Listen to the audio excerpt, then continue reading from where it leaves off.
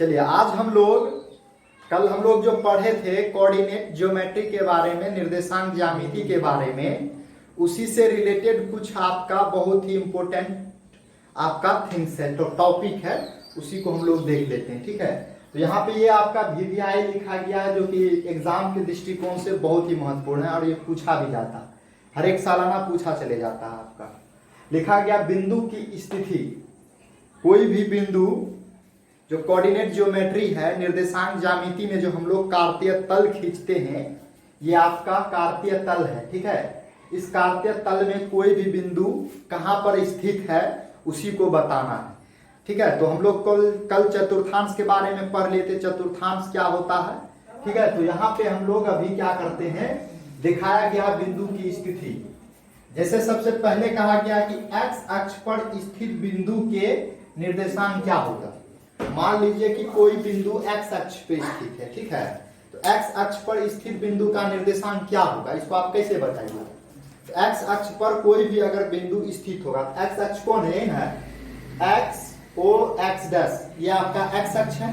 तो एक्स अक्ष पर कोई भी बिंदु अगर मान लीजिए जैसे ये P, ये कहां पर स्थित है, एक्स अक्ष पर स्थित है, इसका निर्देशांक क्या होगा। तो हम लोग यहाँ पे निर्देशांक मतलब क्या होता है, वह उस पॉइंट पर पहुंचना होता है। इस पॉइंट पर पहुंचने के लिए हम लोग क्या करेंगे, इस बिंदु से एक्स की दिशा में कुछ ना दूरी तय करेंगे ना, कुछ ना कुछ दूरी तय करेंगे, तो उसको लिख दिया गया है एक्स। मतलब एक्स की दिशा में कुछ ना कुछ दूरी हम लोग तय करेंगे। अब बताइए यहाँ पे पहुंचने के लिए वाई के डायरेक्शन में या तो ऊपर या तो नीचे क्या दूरी तय करना होगा, दौड़ना होगा। यानी कि क्या चल रहे, कुछ भी नहीं चल रहे, कोई भी दूरी चल नहीं रही, इसका क्या मतलब है, वाई क्या हो जाता है, जीरो हो जाता है। समझ में आ रहा है क्यों हुआ जीरो। तो यानी कि एक्स अक्ष पर कोई भी बिंदु कहीं पर स्थित हो, यहाँ यहाँ यहाँ यहाँ यहाँ यहाँ कहीं पर भी स्थित होगा, उसका निर्देशांक आपका एक्स जीरो ही होगा। अगर इस साइड होगा तो आपका प्लस वाला 1 2 3 4 5 होगा, इधर वाला होगा तो एक्स का वैल्यू माइनस 1 2 3 4 5 वाला होगा। लेकिन वाई का जो वैल्यू क्या होगा, वाई एक्स अक्ष पर हमेशा क्या होगा, जीरो ही होगा। इसीलिए लिखा गया यही चीज, एक्स अक्ष पर स्थित बिंदु के निर्देशांक पी एक्स वाई जो है वो पी एक्स जीरो के इक्वल होता है। यानी कि एक्स निर्देशांक एक्स रहता है, वाई निर्देशांक क्या हो जाता है, जीरो हो जाता है। कोई दिक्कत। ठीक उसी प्रकार से वाई अक्ष पर स्थित बिंदु के निर्देशांक क्या होगा। जैसे मान लीजिए एक क्यू बिंदु कहां पर स्थित है, वाई अक्ष पर स्थित है, तो ये वाई अक्ष यहाँ पे पहुंचने के लिए हमको क्या करना होगा, एक्स की दिशा में दूरी तय करना होगा, इधर और इधर कुछ भी दूरी चलना ही नहीं होगा। तो यानी कि x का मान क्या हो जाएगा, जीरो हो जाएगा। लेकिन y की दिशा में क्या करना होगा, कुछ ना कुछ दूरी तय करना होगा, है ना। तो यहाँ पे आपका निर्देशांक जो है q का निर्देशांक xy मतलब क्या हो जाएगा, जीरो y हो जाएगा। x निर्देशांक हमेशा y अक्ष पे क्या होगा, जीरो होगा। ये पूछा जाता है 1 नंबर के सवाल में। ठीक है, या ऐसा भी पूछ लेगा आपको कि x अक्ष पर, है ना, x अक्ष पर स्थित बिंदु के कोटि का मान क्या होता है, जीरो, शून्य। हाँ, यही इस तरीके से 1 नंबर का सवाल पूछेगा, 4 ऑप्शन दे देगा, -1 2 3 4 0। ठीक है, उसी तरीके से पूछ लेगा कि y अक्ष पर स्थित बिंदु का भुज का मान क्या है, जीरो। जीरो। समझ में आ रहा, कोटि बोलेगा तो y होगा। हाँ, कोटि कल पढ़े। तो फिर उसके बाद हम लोग कल भी पढ़ लिए थे कि मूल बिंदु के निर्देशांक क्या होता है, ये 0 0 होता है ना। मूल बिंदु का निर्देशांक 0 0, यानी जहां पे खड़ा है वहां से x दिशा में भी 0 चल रहे हैं, y दिशा में भी 0 चल रहे हैं। उसके बाद x बराबर कोई भी नियत राशि ले लेते हैं, x बराबर कोई भी नियत राशि, जैसे हम ले लेते हैं हम लोग -2 2 4 5 -5 नियत राशि से कहा गया।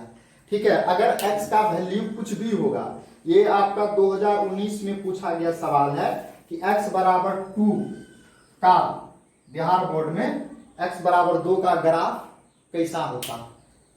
ठीक है, आप 4 ऑप्शन रहता है नीचे में, x बराबर 2 का ग्राफ। तो x बराबर 2 का ग्राफ जो है हम लोग खींचने के लिए क्या करते हैं, ये मान लीजिए क्या है, ये 0 है, ये 1 है, ये 2 है। तो x का मान कितना है, 2 है। इसका ग्राफ खींचना है तो क्या करेंगे, तो डायरेक्ट लाइन खींच देंगे। यही हो गया x बराबर 2 का ग्राफ। तो ये x बराबर 2 का जो ग्राफ है वो क्या है, गौर से देखिए तो y अक्ष के समांतर है। किसके समांतर है, y अक्ष के समांतर है, वही लिखा गया। x बराबर नियत राशि, इसका मान कुछ भी हो, 10, 15, 20, 50 चाहे यहाँ पे खींचे चाहे समांतर ही -2 होगा सर, हाँ समांतर ही होगा। हाँ समांतर ही हो, चाहे -5 हो -3 हो, कहीं पे भी खींचेंगे सर, y अक्ष वो भी हम बता एक्स रहे के हैं। समांतर। हाँ ठीक है, तो y अक्ष के सदैव क्या होता है, समांतर होता है। ठीक उसी प्रकार से y बराबर नियत राशि, y का मान ले लिया जाए -2, y का मान क्या ले लिया जाए -2 कहाँ होगा, -1 यहाँ होगा, -2 कहाँ होगा, यहाँ होगा। तो y बराबर -2, तो -2 पे हम लोग एक सरल रेखा खींच देंगे। तो y बराबर -2 का जो ग्राफ हुआ वो क्या है, ये x अक्ष होता है, x अक्ष के क्या होता है, समांतर होता है। समझ में आया, x अक्ष के समांतर ग्राफ क्यों कब हो रहा है, y अक्ष के समांतर ग्राफ क्यों हो रहा है। इस तरीके से हम लोग जो निर्देशांक ज्यामिति था, निर्देशांक ज्यामिति का टोटल बेसिक चीज हम पढ़ लें। अब इसमें से कुछ भी सवाल पूछेगा, जितना पढ़े हैं उसी से पूछेगा, उससे बाहर आपका एक भी प्रश्न नहीं आ सकता। जितना हम पढ़े हैं बेसिक में, यही बेसिक है और इसी से आपका सवाल पूछा जा सकता है। तो चलिए हम लोग यहाँ पे एक क्वेश्चन कर लेते हैं सिंपल में। यहाँ पे क्या कहा गया है, कुछ बिंदु दिया गया, लिखा गया निम्न बिंदुएं किस चतुर्थांश में स्थित है। हम लोग कल पढ़े हुए हैं कि ये जो आपका x अक्ष है और ये y अक्ष है, ये टोटल के टोटल प्लेन को 4 भागों में बांट देता है और यानी कि 4 चतुर्थांश बन जाता है। एक आपका प्रथम चतुर्थांश होता है, द्वितीय चतुर्थांश होता है, तृतीय चतुर्थांश होता है और चतुर्थ चतुर्थांश होता है। ठीक है, तो ये बिंदु तो आपका 0 0 हो गया। हम लोग क्या जाने थे, ये प्लस प्लस होता है, ये आपका माइनस प्लस होता है, ये माइनस माइनस होता है, ये आपका प्लस माइनस होता है ना। हम लोग का यही पढ़े हुए थे। प्रथम चतुर्थांश ये होता है, ये फर्स्ट वाला, ये सेकंड होता है, ये थर्ड होता है, फोर्थ होता है। ठीक है, तो यहाँ पे सवाल क्या है आपका, निम्न बिंदुएं किस चतुर्थांश में स्थित है, यानी कि कोई भी बिंदु किस चतुर्थांश में स्थित है। तो देख लीजिए पहला नंबर में क्या है आपका 10 है और -3। तो क्या है आप गौर से देखिए, पहले प्लस है फिर बाद में माइनस है। देखिए यहाँ पे कहाँ है पहले प्लस, यहाँ देखिए पहले प्लस आपका फिर बाद में क्या माइनस है। तो क्या लिख देंगे कि ये जो चतुर्थांश है पहला नंबर का चतुर्थ चतुर्थांश में हो जाएगा। ठीक उसी प्रकार से दूसरा नंबर का -4 है, -6 है, तो ये देखिए दोनों माइनस है, तो दोनों माइनस है तो आपका किस में आ जाता है, थर्ड क्वाड्रेंट में आ जाता है। ठीक है, उसके बाद देखिए तीसरा नंबर में जो है -8 और 6 है, तो -8 पहले माइनस है फिर प्लस है, तो पहले माइनस फिर प्लस, तो ये कौन सा क्वाड्रेंट आ जाता है, सेकंड क्वाड्रेंट।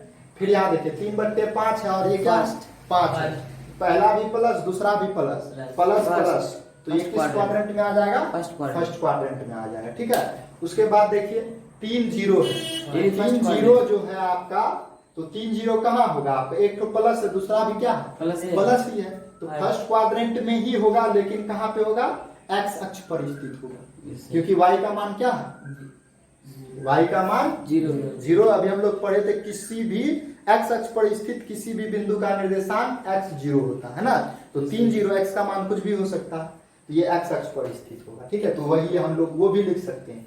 स्थिति कहाँ है, इस चतुर्थांश इसमें नहीं आएगा, चतुर्थांश में होगा ही नहीं, होगा चतुर्थांश में किसमें होगा, x अक्ष पर स्थित है ना। उसी प्रकार से 0 -5 जो है ये आपका किस पे हो जाएगा, y अक्ष पे हो जाएगा। ठीक है, ठीक, क्योंकि ये देखिए और ये नीचे जाएगा आपका, y अक्ष पे कहाँ होगा, नीचे की ओर होगा यहाँ पे। ठीक है, फोर्थ क्वाड्रेंट। और ये जो है आपका 0 0 ये क्या है, तो मूल बिंदु का निर्देशांक है ना, मूल बिंदु पर स्थित है। उसी प्रकार से देखिए 8 0 है, ये x अक्ष पर स्थित है ना। फिर ये 0 8 क्या है, y अक्ष पे स्थित है। तो समझ में आया। तो इस तरीके से हम लोग किसी भी बिंदु का चतुर्थांश बड़े ही आराम से ज्ञात कर सकते हैं। अगर इसी प्रकार का सवाल में कभी कभी यही पूछ लेता है, जैसे यहाँ पे ये बिंदु है, पूछ लेगा इस बिंदु का कोटि किसको कहते हैं, कोटि क्या है, तो कोटि 6 हो जाएगा। भुज क्या है, -8 हो गया। या पूछ लेगा यही कि इस बिंदु का x निर्देशांक क्या है, x निर्देशांक -8 है, x निर्देशांक को तो भुज कहते हैं, और y निर्देशांक क्या है तो 6 कहते हैं, है ना। y निर्देशांक को हम लोग कोटि कहते हैं। इस तरीके से आपका जो भी सवाल था इस चैप्टर से रिलेटेड बेसिक में सारे, है ना, सवाल को हम लोग बेसिक में समझ चुके हैं। अब इस चैप्टर में जो 10 क्लास आता है आपका, इसमें आपका हम लोग पढ़ेंगे दूरी सूत्र। डिस्टेंस पर दूरी सूत्र जिसको इंग्लिश में हम लोग डिस्टेंस फॉर्मूला के नाम से जानते हैं। अब इसका हम लोग ये फॉर्मूला क्यों पढ़ेंगे और इसका उपयोग किस में करेंगे। तो मान लीजिए कि ये कोई दो बिंदु है, ये बिंदु आपका 3, 4 है, ये आपका 5, 6। तो इस दोनों बिंदु की बीच की दूरी कितना कैसे निकालेंगे, ये दूरी निकालने के लिए हम लोग दूरी सूत्र का प्रयोग करते हैं। तो यहाँ पे दूरी निकालने के लिए हम लोग क्या करते थे, स्केल लेके माप लेंगे, लेकिन यहाँ पे तो स्केल का प्रयोग करना नहीं। ये बिंदु अगर ये पटना है कि ये आपका दिल्ली, पटना दिल्ली, इतना बड़ा स्केल कहाँ से लाएंगे, है ना। तो दोनों के बीच का दूरी हम लोग क्या कर सकते हैं, इसी दूरी सूत्र के द्वारा हम लोग निकालने के लिए सीखेंगे। सबसे पहले तो हम लोग दूरी सूत्र कल सिद्ध करेंगे कि दूरी सूत्र कैसे बनता है, उसी चीज को हम लोग निकालेंगे।